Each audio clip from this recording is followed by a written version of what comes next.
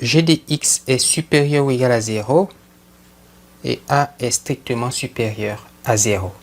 Alors, si on prend une variable aléatoire que j'appelle x, alors la probabilité que g de x est supérieur ou égal à a est inférieur ou égal ou est majorée par l'espérance de g de x sur a. On a donc une borne supérieure pour la probabilité qu'une certaine fonction de la variable aléatoire grand X soit supérieure ou égale à un nombre a positif donné. Nous allons l'établir, nous allons le démontrer.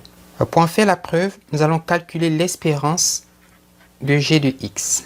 L'espérance d'une variable aléatoire, ici d'une fonction aléatoire, c'est, comme on le sait, l'intégrale de moins l'infini à plus l'infini de la variable aléatoire g de x. Donc si j'appelle f la fonction densité de probabilité de la variable grand X, j'aurais dû l'écrire donc fois f de x dx. Si on représente la droite des nombres réels au moyen de cette ligne, puisque x va de moins l'infini à plus l'infini, on peut partitionner R en deux régions.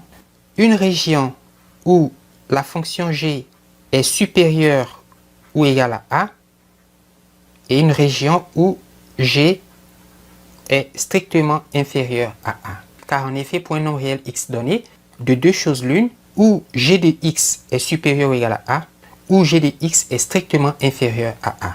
Et il ne peut pas en être autrement. Alors, donnons le nom de D1, la région de tous les nombres x,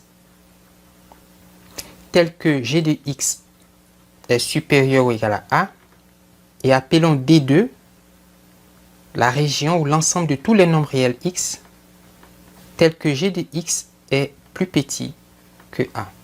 Alors l'espérance de g peut s'écrire l'intégrale sur D1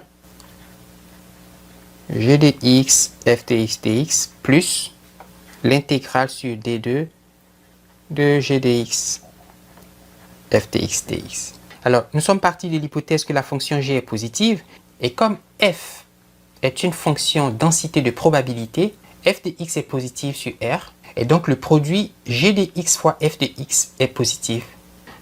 Cette quantité est positive, elle entraîne immédiatement que l'intégrale est positive. On peut donc écrire que espérance de g de x est supérieure ou égale à ce terme. Donc à l'intégrale sur D1 de g de x fois f de x dx, en raison de la positivité de ce terme. On a donc espérance de g de x supérieure ou égale à intégrale sur D1 de g de x fois f de x dx. Alors, je rappelle que D1 c'est l'ensemble de tous les nombres réels x, tels que g de x est supérieur ou égal à a. On peut donc majorer cette intégrale en disant qu'elle est supérieure ou égale à l'intégrale de g de x supérieur ou égal à a, donc je remplace g par a, fois f de x dx sur le domaine D1. Et cette astuce est très intéressante puisque a est une constante, on peut faire sortir la constante.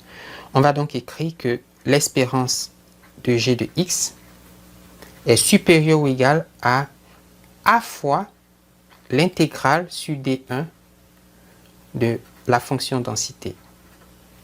Alors, l'intégrale sur D1 de la fonction densité, c'est la probabilité que g de x soit supérieur ou égal à a. On a donc espérance de g de x supérieur ou égal à a fois la probabilité que g de x supérieur ou égal à a. On peut donc en déduire que la probabilité que g de x est supérieur ou égal à a est inférieure ou égale à l'espérance de g de x divisé par a.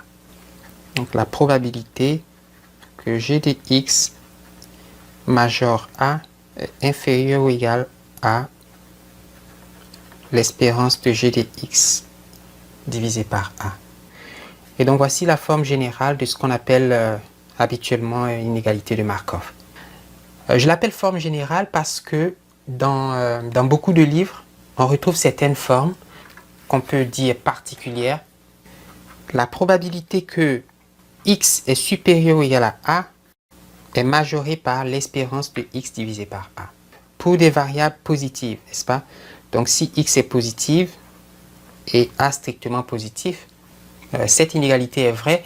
Il suffit de prendre g de x égale à x. Il y a une autre forme qu'on rencontre dans beaucoup de livres qui dit que si on a un nombre r supérieur ou égal à 1 et a positif, alors la probabilité que la valeur absolue de x est supérieure ou égale à a est inférieure ou égale à l'espérance de la valeur absolue de x exposant r divisé par a exposant r.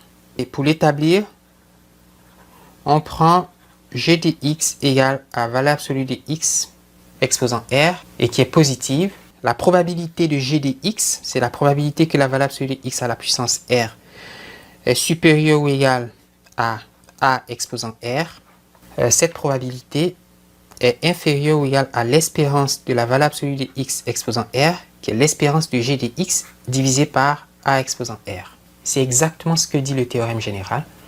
J'ai pris a égale à a exposant r, et comme vous avez la valeur absolue de x exposant r supérieure ou égale à a exposant r, ben on peut prendre la racine rième de chaque côté, ou élever à la puissance 1 sur r de chaque côté de l'inégalité, et donc on a la probabilité que la valeur absolue de x est supérieure ou égale à a, inférieure ou égale à l'espérance de la valeur absolue de x exposant r sur a exposant r.